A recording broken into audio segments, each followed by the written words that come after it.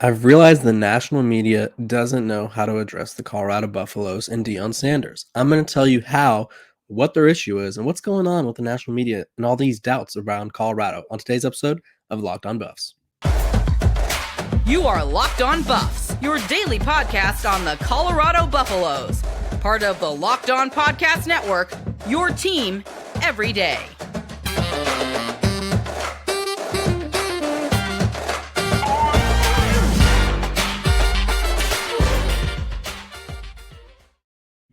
What is up, everybody? This is Locked On Buffs. I am your host, Kevin Borba. In today's episode, we're going to be talking a little bit about what the national media has wrong about Colorado and Coach Prime. We're also going to I'm going to give you an update on transfer portal target, and then I'm going to talk to you guys about all of the Buffs who made Athlon's preseason All Pac-12 teams. They had 7 players in total make it, and I'm going to give you a breakdown of each one of them and why they made it and stuff. But before we do, I want to thank you guys for making Locked On Buffs your first listen every day. We are free and available wherever you get your podcast. Okay, let's dive right into why Coach Prime and Colorado misunderstood. Excuse me. For starters, there's 2 major aspects. For one, I think obviously the transfer portal exodus and methods and all of this with Pat Narduzzi, Matt Rule, Jim Mora, whoever it may be. I think that's probably the most understood or misunderstood part about this, just because we've never seen anything like it. People in college football don't like change, and especially people who are older in college football, they hate change because it's not what they used to know. Like Pat Narduzzi said, this isn't the job he took. Well, the job you took was in 2015. The portal wasn't even a thing yet. You inherited a bowl game roster, so it's like not really. You're comparing apples to oranges here. It doesn't really count. But another thing, I think people are not used to the transfer portal being used like this. I don't know if they thought it was just always going to work in the player's favor, but there's always a learning curve. So first year of the transfer portal, first couple years even, players kind of controlled the power. NIL came into effect, and players controlled where they wanted to go. It was all about the players. Players were empowered. It was cool. It was great. But now, Coach Prime figured out, I won't say a loophole because it's within the rules, but it's kind of like a loophole. He figured out a way to use the transfer portal as much as he wants. And that's basically telling guys to get out. And while it's not the nicest thing to do, it's what was necessary. This Colorado team last year was the worst team possibly in a decade, if not longer. They ranked 128th in total offense, only ranking above UMass, Iowa, who I will go on record and say had the worst offense since the forward pass was invented. And then lastly, New Mexico, who is one of the worst college football teams probably ever. And then total defense, they ranked 130th, just above South Florida. So they were only better defensively than one team. I think the transfer portal stuff is getting way overblown. I think people are kind of too in their feelings about it. Realistically, college football is a business. It always has been, but now with NIL and the transfer portal and all of this coming into effect, it's a bigger business than it's ever been before. There's a great video going around of Coach Prime talking about how if you want to be treated like a professional, you can't be, or if you want to be paid like a professional, you can't be treated like a kid. Something to that effect. And I think people are still thinking these are college kids. They're young, and it's like, yeah, they are young. You know, I'm around the same age as some of them. The COVID years kind of given me an advantage over some of these guys being still young. The COVID years got some like 35-year-olds in college football. I'm the young, ripe age of 23, so I'm still older than some of these guys. But at the age of 20 through 24, we'll just say you're an adult. Are you a young adult? Yes, but the world is already coming for you. Like they're obviously, I think college athletes, they have like a harder, I would say for the most part, some people work through college and all that. They have a harder experience in terms of going to class, balancing that. And so them being able to be compensated for their performance and stuff, or not their performance, their being athletes and stuff is important. But I also think that their part of them thought they were always going to be guaranteed like a guarantee, like something was going to go their way. And Coach Prime, it's not that he's like anti-college athlete, because otherwise he wouldn't be coaching. He just knows what the rules are and he's working within the rules. And I think people are upset because they're like, oh, they're just young kids. It's like, no, if you're going to get paid to be a college athlete, You are now part of a business entity, excuse me. And they were always part of this business entity, but now there's legit money involved, legal money. I don't know. I know back in the day there was some McDonald's bags being filled with cash and stuff, but now it's like you cost us this much money. We need this from you. And also, college football coaches don't get the longest leashes anymore. You don't get 4 to 5 years to rebuild your program. You get 3.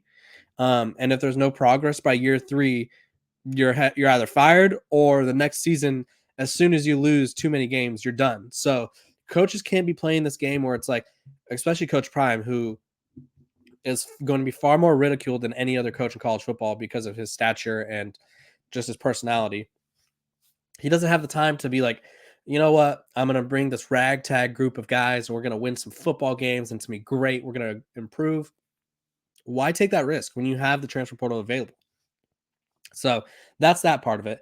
Other aspect of why they're misunderstood. I'm reading this. I see this article, 2023 college football win total odds predictions, best bets for Colorado, Alabama, and Stanford. Okay. So Colorado's the first team. It doesn't say who wrote it, which is kind of annoying because not that I want to attack them. I just want to know who wrote what, So obviously Colorado's win total is 3.5. So if you take the over, they have to win 4. If you take the under, they got to win 2. But he says, or they said, call me crazy, but I'm fading the Colorado hype and taking the squad to go under their season win total. And this is the part where I'm just so confused about. Like this literally, let me read it, and then I'll be like, this doesn't matter. The Buffaloes were 1-11 last season, as we all know, and outside of their 20-13 win against Cal, they did not keep any game close. Overall, the team had one of the worst rosters in the sport. When Deion Sanders was hired in December, he promised roster overhaul, and the Colorado staff delivered on its promise. The Buffs have had 71 players transferred during the 2022-23 portal cycle, with 47 of those players entering the portal in spring. To fill out those roster spots, Deion Sanders brought in a recruiting class and a whole roster of portal players. But a quick glance at their depth chart, which is ever evolving, not set in stone, shows only 4 players in the starting 22 who were on the roster last year. That's a whole bunch of new talent and personalities to pair with the new staff. It's never been done before on this scale before. Who cares? Okay. I think the weirdest criticism of this Colorado team is that they were 1-11 last year. And then going back and saying they're going to be bad this year because they were 1-11 last year. If Coach Prime had kept all of those guys and only recruited and added say 10 transfers, that would make sense because it'd be predominantly the same core. It'd be like, you know what, Nico Reed's still out there, or Jalen Sammy, or whoever else left. Montana Lamonius Craig, Jordan Tyson, obviously those are the notable good guys, but Brennan Lewis, JT Shrout, whoever, doesn't matter. If the core of those guys stayed and they didn't lose, say they kept 55 guys from last year's roster, which would only allow them to bring in 30 players, not total, because obviously you got to be at 85 scholarship limits, the 85 scholarship limit. Who cares? All those guys are gone. Those guys were the reason they were 1-11. There's a reason they were so bad. I don't know why Colorado gets criticized for their 1-11 season. I know why they got criticized last year. It was obvious. That was probably, I watched them play TCU and I watched them play, I think it was USC, and that was literally the worst. I had never seen worse football from a team. You could just tell they weren't going to be good. And to somehow try to finagle your way into comparing the two teams, that's totally different. If you could somehow have this current roster, which you probably could, scrimmage last year's roster, I think this roster would beat them by 40. You cannot compare them and say this is the same thing. It's not. It's like comparing, I don't know. This is it's like comparing the 2020. This keeps happening, and I'm gonna go to basketball real quick. The 2020 Lakers roster to this roster. They're like, the Lakers finally did it. They made it back to the Western Conference Finals after for. It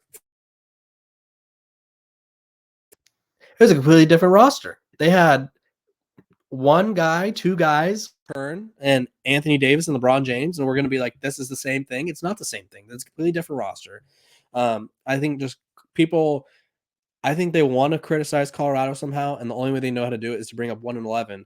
But when you bring up 1-11, you have to factor in that, like you said, only 7 guys or 10 guys, whatever the number is, from last year's roster will be here. So it's a completely different roster. I think people are kind of forgetting that aspect of it, but that's just my take on it. I think Colorado's transfer portal efforts were necessary, and people are still trying to hold on to the 1-11 as if it is the same team. It's not. It's not like he just inherited that roster and ran with it. It's a completely different roster. So people got to move on from that criticism is all I'm saying. I'm moving on, and I'm going to tell you guys about our sponsor, Bird Dogs. If you're looking for a great short that fits perfectly, they're comfortable, they're firm, or they're tight where you need it, loose where you need it.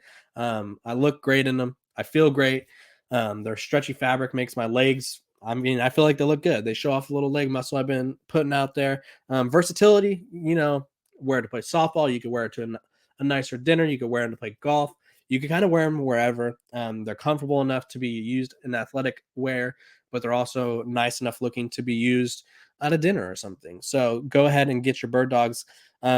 If you want and are interested in Bird Dogs, go to birddogs.com/lockedoncollege, and when you enter a promo code LockedOnCollege, they'll throw in a free custom Bird Dogs Yeti style tumbler with every order. Again, if you want some comfy shorts that are basically the most dynamic short you could ever imagine, go to birddogs.com/lockedon and enter promo code LockedOnCollege. They'll throw in a free custom Bird Dogs Yeti style tumbler with every order. Again, go to Bird Dogs. They're super comfortable. You won't want to miss out. Back to the Buffs football, though. Myles Rowser, if you're not familiar with the name, former 4-star. He is a safety from Campbell. Interesting little story about him. He was he was a 4-star recruit, was committed to Arkansas, and all was like set to go to Arkansas. And then all of a sudden he ended up flipping to Campbell. Really never found an explanation as to why. Maybe Campbell had a major NIL program going through that Arkansas couldn't compete with. I don't know. He's from Detroit, Michigan. He announced his top 5, and he's going, or top 6, excuse me, maybe a top 7 now because he's talking about Cincinnati, but he's going to be committing on Friday, which is tomorrow.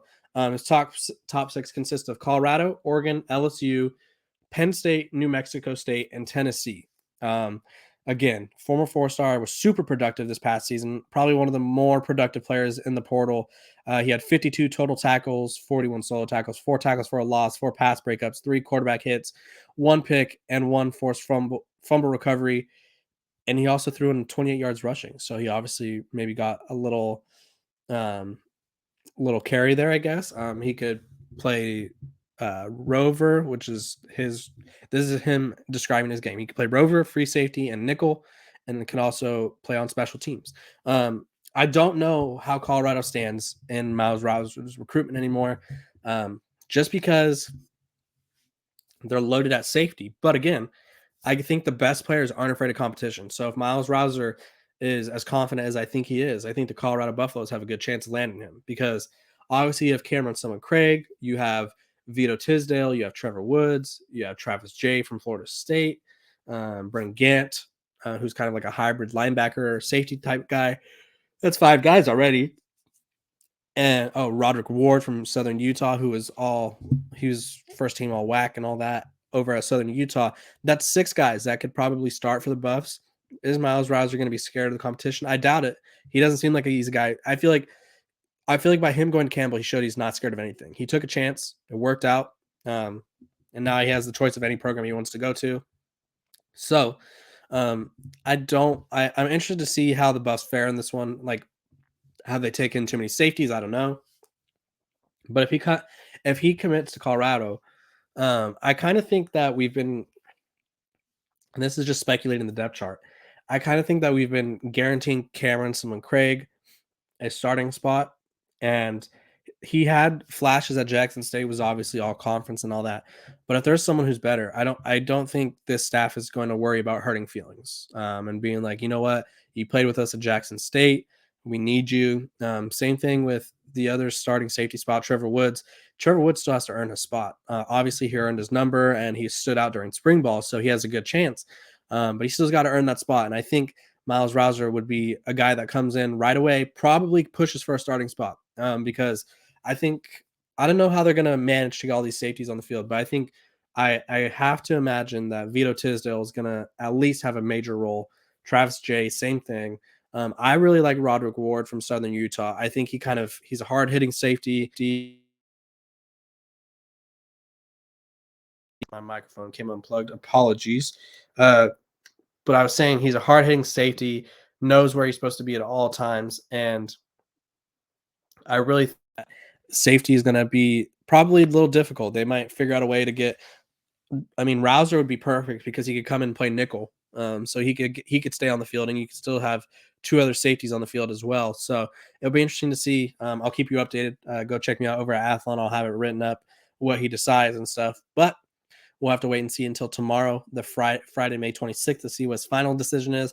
I don't think he has a crystal ball prediction in yet because obviously for transfers it's a little different. I feel like when the transfer portal was all when people were buzzing about it, they had a lot more enthusiasm with covering it. But now I feel like since it's simmered down a little bit, yeah, he has no crystal ball predictions at this time.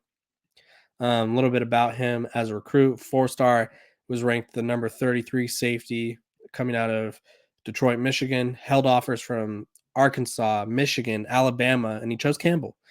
He does have familiarity with Charles Kelly, though. Charles Kelly was his primary recruiter at Alabama, so that could help. That could help. But yeah, so I'll keep you updated on Myles Rowser tomorrow. Athlon, not me, because I didn't write it, but good friend Steve Lassen, I believe is how you say his name. He is always doing the preseason all-conference teams, and so he did the all Pac-12 team, and the Buffs had 7 people featured. Let me run down from fourth to best, or fourth team to first team. Excuse me. They had, and some of these guys may surprise you, some of them may not. First one on the board, Trevor Woods, safety, first player to earn, or one of the first players to earn his jersey number. One of the few players from last year's roster. He had nearly 80 tackles, a pick, and 3 pass deflections. I think he could easily cement himself as a starter again. Wouldn't shock me. He has Pac-12 or he had Pac-12 experience, Power 5 experience, and I think he's hungry. I think being that he was one of the few guys to stay and one of the few guys to kind of make an impression, I think that's huge on his part. And the sky's the limit for him. I really like his game. I'm excited to see what he does. And then all the rest of them are transfers, as you could expect. Not too shocking. But Trevor Woods was 14. Joining him on the 4th team was Derek McClendon, the second Florida State transfer. He recorded 7 sacks combined in his past 2 seasons. Has Power 5 experience at Florida State, played in the ACC, one of the 5 Florida State transfers.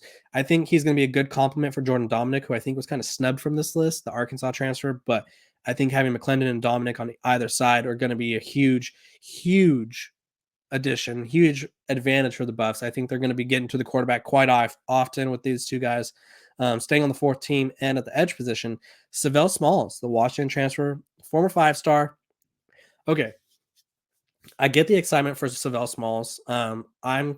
I think Jordan Dominic has all but locked up a starting spot. I think he will be the starting edge for this team week 1. He's just a monster when it comes to getting to the quarterback. Savell Smalls is a former 5-star. He was ranked as the 30th recruit coming out of high school. Stayed at in-state Washington. Was never able to crack the rotation consistently. Didn't record a lot of sacks. In fact, he didn't record any sacks.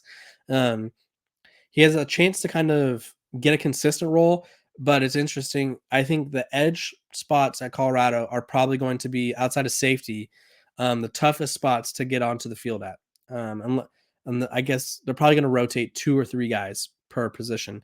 But even then, they brought in a lot of guys. And so I think it's going to be difficult for someone like Savell Smalls to get on the field consistently. But he does have, obviously, the potential to be a key contributor. Obviously, you don't earn a 5-star rating for not being good. So moving on, 4th team, Jimmy Horn Jr., wide receiver. First Buff to earn his name, fastest guy on the roster, maybe one of the fastest guys in college football. He's going to be flying all over the field for Sean Lewis's offense. He has a great connection with Shedeur Sanders. I think he's going to explode this year. Him and Xavier Weaver, the USF wide receiver duos. I am very high on both of them. I think Jimmy Horn kind of cemented himself first by being one of the first guys to being the first guy to earn his number and being there during spring. That also helped him. He also was first team as a kick returner, so special teams weapon. Now we go to the third team, Mark Vassett, punter from Louisville, transfer. Obviously, punters, they matter. They're people too. You only notice your punters when you have a bad one. So Colorado has a good one here, averaged nearly 45 yards per punt this past season with 2 punts down inside the 20. You need a good punter to flip the field. Otherwise, if the offense goes 3 and out and you have a bad punter, the other team is going to be scoring on you real quick, and it's going to be putting a lot of strain on your defense. Staying with the third team, Alton McCaskill, the running back from Houston. I think he's the biggest transfer portal addition of the spring period, maybe even in general. I think he gives Colorado one of the best, if not the best, running back room in the Pac-12.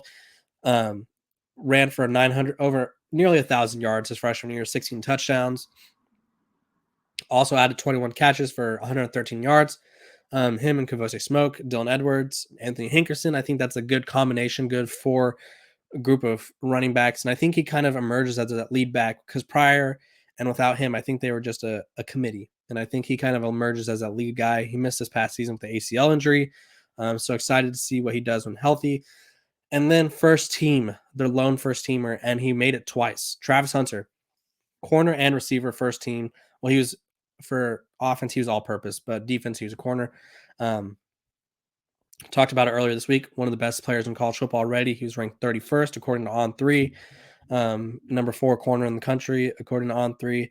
Travis Hunter is going to be the key to their success, I think, or one of the main keys. Can he lock down the best receivers on defense? He's going to face Dorian Singer, Troy Franklin, Jacob